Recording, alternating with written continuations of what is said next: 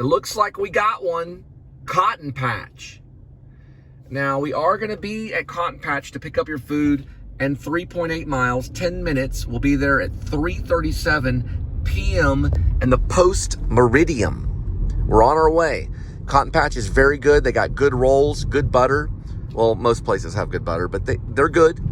And you can get yourself chicken fried steak there, whatever it is that you'd like. And you know what? On this one, I'll tell you what they're getting.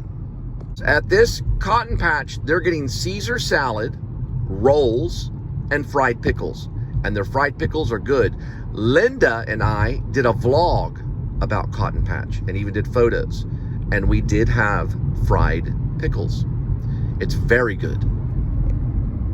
It's almost better than heroin. You know, it's interesting. I had a psychologist once ask me, "Do you think you're Jesus Christ?" And I said to him, "You say that I am." It's not what I said. You know, they call it feelings of grandeur, or I don't remember my exact. You've been asked that for watching this probably. I think I said no. I don't. I don't think I'm him. I know my name. This is before I I forgot my name in 1995. It's true. I did not know my name at that time period, and then I remembered my name later.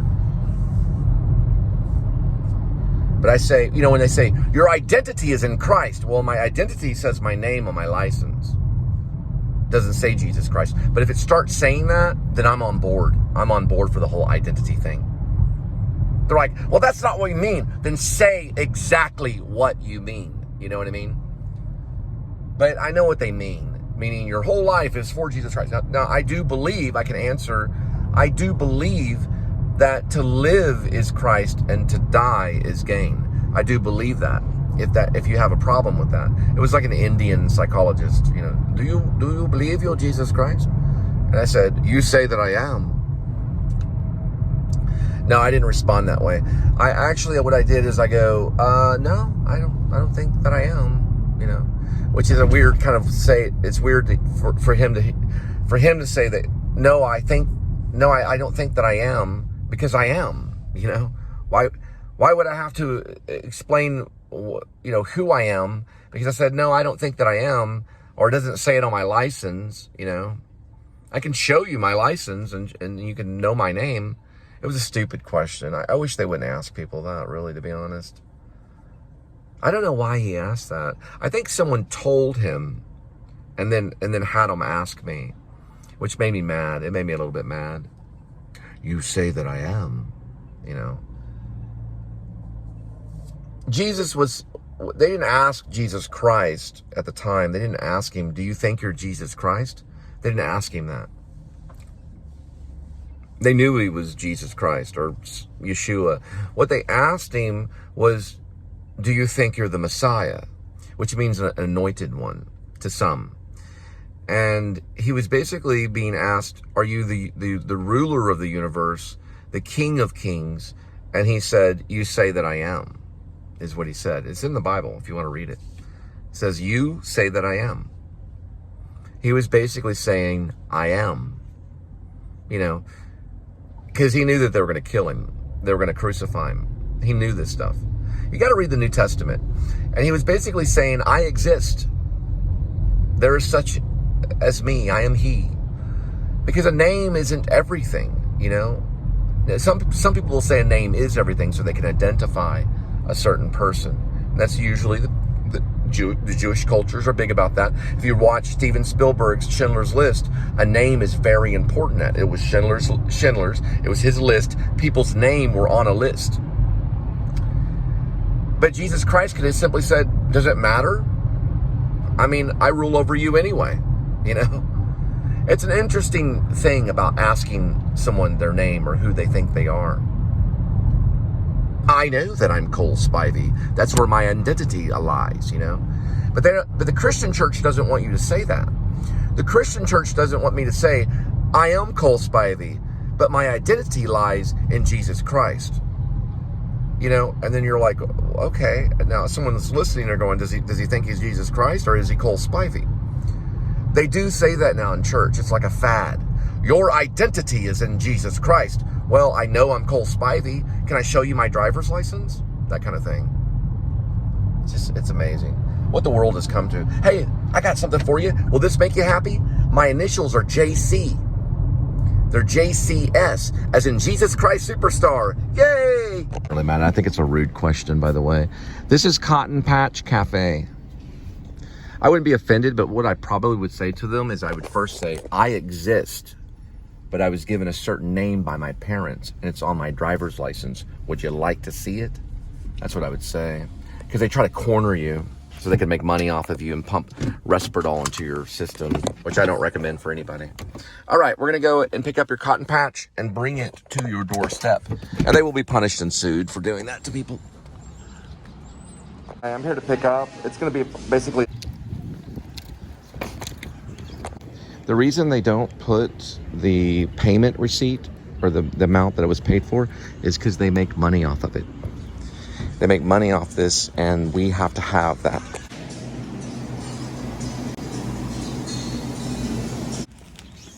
All right, so it's right here. They finally gave it to me.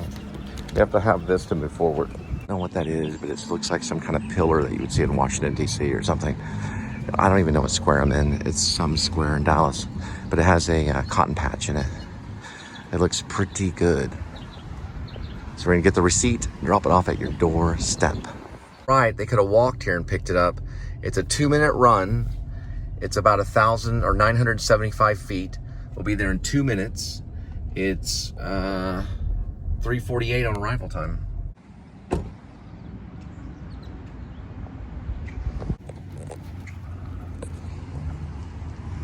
I guess they don't want Greek food.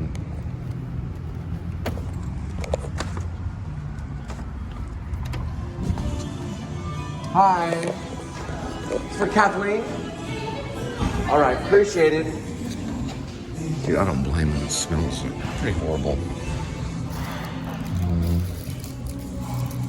I mean, it smells like it's horrible smell, dude. One of the worst smells ever. Sorry to get out of here. My eyes are watering. My God, no wonder, man. She got her food from Cotton Patch. My eyes are like wandering. I mean, my eyes are like, what's it called? They're like foggy from all the spice, man. It's unreal, man. It smells horrible in there. And my eyes are just like, it's horrible. Ew. I don't know. I have put up with some Indian food. I had some really good Indian food in New York. There's Indian bread, but man, the spice in there. No wonder I'd be ordering Cotton Patch too. No, it's good. It's good. It's just, you got to get used to it. It's actually Greek. Is it Greek? Okay, Greek. Sorry about that.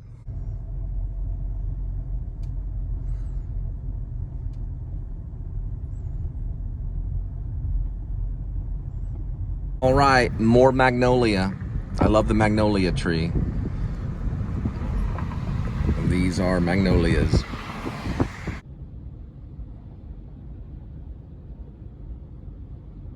All the way from Florida.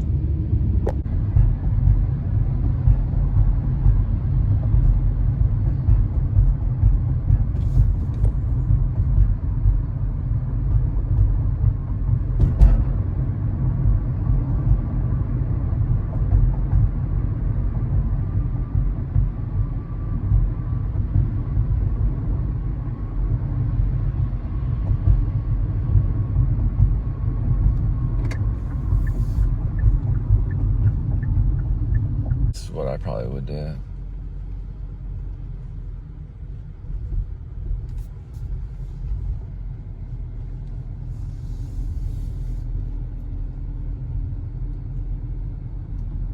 Have to do this for you, but Henry James wrote a novel called Turn of the Screw. Later, it was turned into a play by Archibald known as The Innocents, which Sarah Jessica Parker did when she was younger. That's how I got to Henry James. because I saw Sarah Jessica Parker interviewed at the Actor Studio by James Lipton at the New School for Social Research, Parsons Theater. I could be wrong about the name of the theater, but let's just call it the Parsons Theater. It was at the New School of Social Research, the one that had the Roman arch above them. This big Roman arch thing. It was very dark. Everyone wore black. Okay. I'm going to read a little bit from Henry James, and then I'm going to talk about it. I'm going to guess, and right now, and I'll get back in if I'm wrong, that it was 1898. So, first of all, Henry James, it was published in 1898. It's called Turn of the Screw. It's big on new criticism, okay? It's also modern literature. It's known as modern literature. Do you know what it's opposed to? So there's two of them. There's modern literature, and it's also compared to another type of literature. It's compared to two types of literature. So it was considered modern English literature of that time. But there was also another thing that it was something else too. It's also known as a Gothic ghost story. Henry James' Turn of the Screw is a Gothic ghost story. That'll give you a clue on the other thing that it's supposed to be. We know that it's English. We know that it's modern, and it's something else. So we know it's modern. We're talking about Turn of the Screw, Henry James. Some people believe that the governess who's watching over the two children in the estate believes, okay, that the ghosts are real, okay? And then some people believe that it's a figment of her imagination. So there's two different ways of looking at this horror ghost story, or you say horror. Horror is how the English major would pronounce it, horror. The other way would be to look at it as if the governess is just imagining this stuff. It's all like figment of imagination. Then the other way to look at it is that if it's real, like a real ghost story. So there's two different realities going on in Turn of the Screw. I'm still trying to find the other thing about the modern literature, and there's something else that it's compared to. So it's compared to new criticism, but there's two styles of English, or you could say the two style of literature that it is. It's not just one style of literature. So you probably had time to think. We know it's a ghost story, Turn of the Screw, Henry James. We know it was published in 1898. We know it was still going under transformation as a story until the 1930s. They revamped that story all the way up into the 1930s, meaning they tweaked it. Okay, the two types of literature that it is modern and realism. So some are believing in this aspect of him being a writer. Did Henry James believe in ghosts? But yet he's showing the protagonist, the governess, believing in ghosts. And then the other people can interpret it as a figment of the imagination, which goes into the modernism. The realism is that it's real ghost. The reality is that it's real ghost, or is a reality that it's a figment of her imagination. Which side would you take? Because if you say, oh, well, the figment of her imagination, that would be real. Because there aren't really ghosts. So that would be realism side. The modern side would be that she really sees the ghost. So it could go either way. Whatever you think modernism is, modernism probably is more of an artful approach to writing. While the realism is that it's just crazy in her head.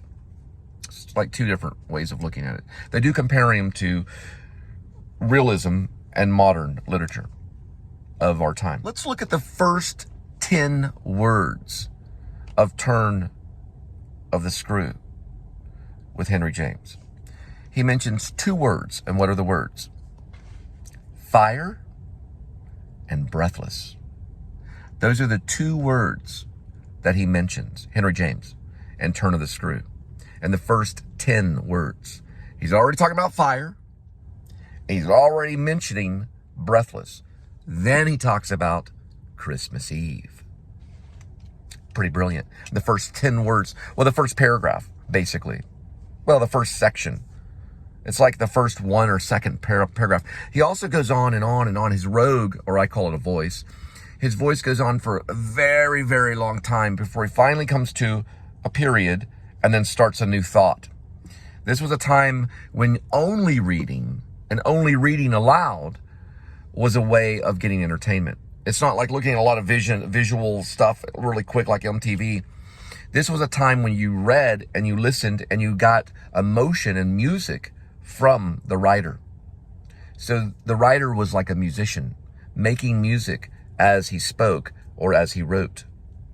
Pretty cool. And that's Henry James, considered maybe the best writer of all. I have to say about the first paragraph of Turn the Screw in Henry James, it does talk about breathless, it does talk about fire. It talks about fire and then breathless, but it does mention gruesome. So you get the idea, they're like, oh, wow, because back then they were more innocent. We're going to hear something gruesome. It wasn't Stephen King, but we're going to hear something gruesome. Oh, dear. And then there's fire, and then there's the word breathless, and he's talking about ghost later on. Do ghosts breathe? You know, that kind of thing. So you're having like this kind of philosophical statement going on, and that's the modernism. That's the modernism. The reality or realism is just simply the facts. It's just simply the facts. Very much like Dan Aykroyd in Ghostbusters. That's realism, Dan Aykroyd. Bill Murray, modernism. Another thing important about writers, Henry James in the first page mentions fire, breathless. He also mentions gruesome, but he mentions apparition within the first page. Okay, we're going to get into pronunciation. Apparition. Okay, English majors are listening. They're like, what'd you say? Apparition. That means a ghost. So he mentions the ghost within the first page, the very first page, pretty much. James is you're going to have to do investigative work. But there's a character that speaks in the middle. Or I'm sorry. There's a character that speaks in the beginning, in the very beginning of the first couple of pages, and he already is speaking about a ghost. So if this was a play, okay, the character that would walk in and the very first moment of the play would be talking about a ghost. So immediately we know, just like that it's a ghost story. Give me a moment. All right. They do have a name for the ghost. So if it was a play, they'd walk in, and what is that name? In Turn of the Screw, Henry James, what is the name of the ghost? The name is Griffin's Ghost. Interesting. If you go to Maine, the state of Maine, you go into a place called Guilford. There is a place where you can buy clothing, and it's called Griffiths, which sounds a little like Griffins. I'm almost 100% the state of Maine is haunted. But anyway, the name of it is Griffin's Ghost. Which Griffin sounds like a demonic name. It sounds like a weird name. Griffin. If you were named Griffin, you were like, your name is Griffin? But it's a weird name. It's a very weird name. It gets your attention. And it's the ghost that is mentioned in the dialogue in the beginning. It's good. It gets your attention quick. Henry James knows how to do this. And back then, they would know about Griffin's Ghost. And if you were in like a cafe, they would mention probably Griffin's Ghost, and you would hear it somewhere, because this book was very, very, very popular. And they turned it into a play later on. Sarah Jessica Parker got a hold of it. It made her famous, probably. That or Annie, one of the two. There's this lovely conversation going on at the beginning. You don't really get any kind of character to script a whole lot. Of course, the English major would know, but there are people talking. And they mention a ghost named Griffin. By page 25, a word is uttered in the story. And it's the word Trinity. Right there on page 25, at least your book is different. And this is from Henry James, Turn of the Screw.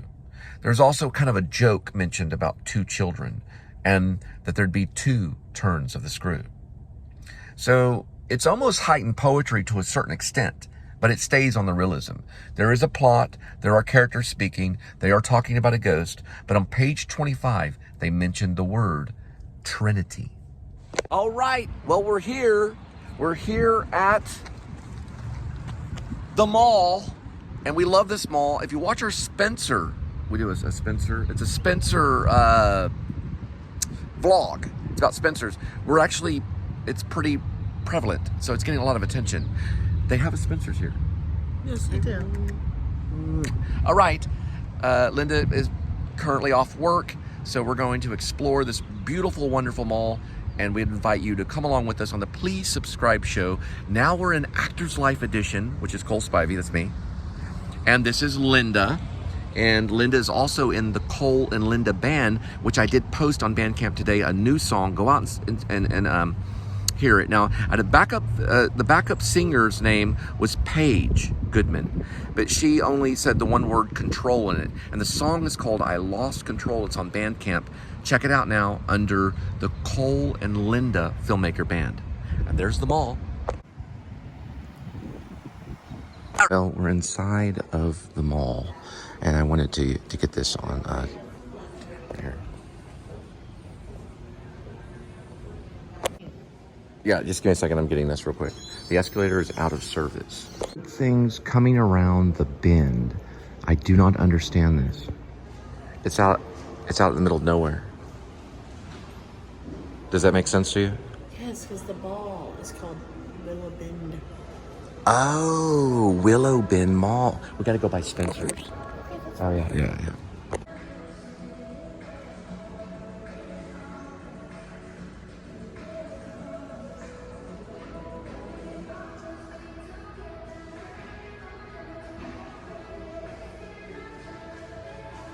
Okay, so I know we did Spencer's, but we're going to go into Lemy Furniture, and we're going to look at some furniture. What do you think? Sounds awesome. All right, let's go. Come on. All right. I've never heard of it, but this is $1,575. Sasha is the brand name. Hey, try it out and see what it feels like when you sit on it. Is it too bouncy? Firm. Too firm? So it does feel bland. Kind of bland. I wonder where they're from. Here, let's try this one over there. Did you hear my ATL? My ATL pop? Did you hear that? I just heard an E. Yeah. I hit it on a bench about this high at Blue Goose Cantina. Did you hear it pop? No, watch. It won't pop the second time, I don't think. Hang on, let me sit down. My knees pop too. Hang on. Oh, my ankle popped that time because I broke this ankle a long time. And this one... I popped too. Okay, there we go. No, but it popped. It just popped when I got up. Come here. Let's go this way.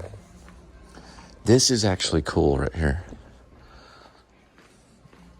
We're just killing time. Killing time, totally. Look at this right here. Yes. Hey! My brother's name, Lucas. Oh, is it? It'd be funny if they have a Linda. In Lynn Driver, the movie, there's a Lucas in it. It's the brother's name. So where is this furniture made at? Lucas Driver. They're all made in Turkey. Oh, She's okay. Lynn Driver. Okay, sorry about that.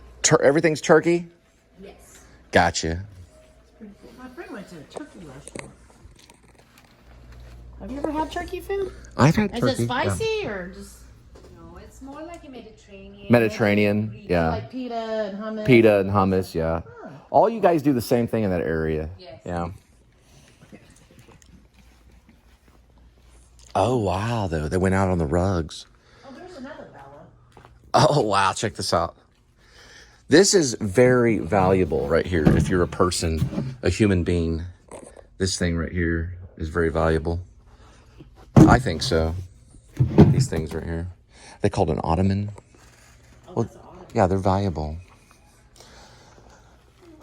Does it have a certain material? For what? Just in general? Well, like, they're like 5 different materials. 5 materials, what are they? Like, we do have the cotton. We Cotton, have velvet, full leather. full leather. leather. And what was the 4th? Actual leather. And real leather, okay. Yeah. What else do we have? You're missing a 5th. Yeah, we have that kind of like a teddy, Huh. kind of like a fluffy. A fluffy. Fluffy's the 5th one. The one we were sitting on. This thing over here, ma'am, is fluffy? No, that one would be the velvet. This would be velvet? Yes. Hey, Snickles. Oh, yeah, the table. You're right. Which one is velvet? The seat. This. Sit in this one right here. It's very much a Dallas club scene. We're going to get a photo. So we're here at Lemy's. And this is velvet. There's five different materials. One is cotton, full leather, and then leather. What was the fourth? Velvet, right? Feathery. No, it was this fuzzy. Fuzzy. So what do you call There the was fuzzy? three. Fuzzy. Fuzzy one would be the front. What's it called? They Fuzzy. have a different name. I call them Teddy Fuzzy. Or Is this fuzzy? Yes. that one is fuzzy, but This is velvet. This is velvet. Yeah, that's And that and velvet, Actual leather, fluffy. actual leather, fox leather, and something else. But she's saying full leather and leather. Mm. See, she's saying first cotton, full leather, and then leather. Then she's talking about velvet, and then they call it fuzzy. And I don't know what fuzzy does. What does fuzzy do? Give you tacos? It goes, right. The section of the knee is called ATL. Okay. It's a section that's right there. And Blue Goose Cantina hit it with a bench very hard because of how they placed it in the order of things. These are nice though. Are they candles? It's like mosaic. Mosaic, like candles? Yeah. Look at this, it's orchid. I wonder if they got a price in it. This is orchid though. Purple. Maybe they don't sell them. Maybe that's decoration. We can ask. Yeah, that's probably decoration maybe. Or at least trial thing. Pretty cool. Are these all, what are these, all of these are different textures? Is there canvas? Does canvas count? Hey, that opens up. I don't have any of the canvas, but yes, it would count. I would have known it. Canvas does count, okay. Oh, cool. Oops, don't break anything. Cool. I like the painting. You don't sell these, it's just decoration? We do sell them. That one is about $1,000. Oh, so 1, 2, 3, 4, 5, 6. $1,000. That's pretty. Thank you. $1,000. It's pretty cool. Look at that one right there. It's like a black and white Vincent Van Gogh. If Vincent Van Gogh did black and white. Hey, he's stuck in his own. Yeah, that's called yoga. Yoga. All right. Spark is the magazine they use. Cool. Oh, we got a curve. The curve one. What do you think it is, though? The type of material? That one is the Teddy. Teddy?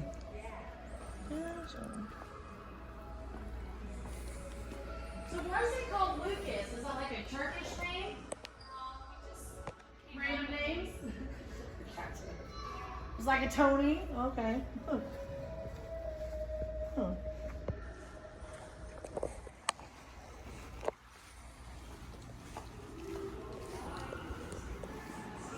All right, now we're going to, how do you say that? Speranza? You think it's Speranza design?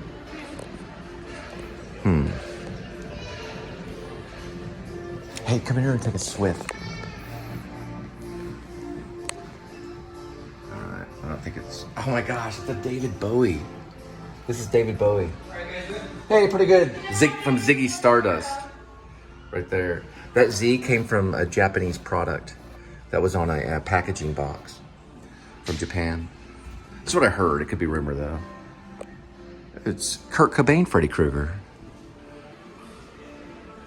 And Sherlock Holmes right there. Pretty cool.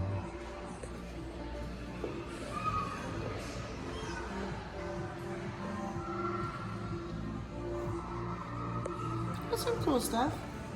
Yeah.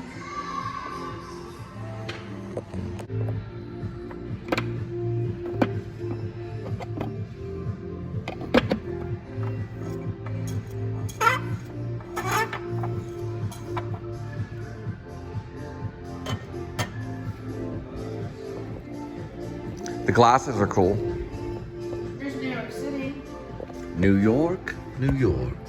Hey, I lived there for about a year almost. There's your Mr. Andy. Andy Warhol. Look how he spells his name, though. Yeah. War, W-A-R, and Hall, H-O-L. Oh, look at the cat. I forget what they call those paintings where they put animals' head on something. There is a name for it. A name for when they put animals' heads on a body. It's called the actor studio. No, I'm joking.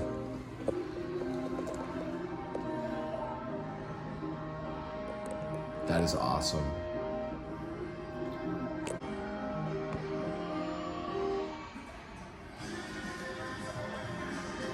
Oh, that shows the line in New York. Uptown, Shoppers Building, Third World, One World Trade Center, Hudson River. Yeah, I've seen it before. It's called The Line. Statue of Liberty, Wall Street, One World Trade. That's called Three World. What's that called? Three World. That's weird. Traveling Building and to Uptown. It's pretty cool. You want to go to Uptown to get so you can see the whole city. Then you have to go to an island to see the statue, which I've seen pretty close up. Daniel Johnston drew fish inside of it and got in trouble and had to remove it. They gave him some turpentine and a rag. Crab roll. Design. I got you. How long y'all been here? How long have you been here for? 20 years this store? You've been here for 20 years? 2003.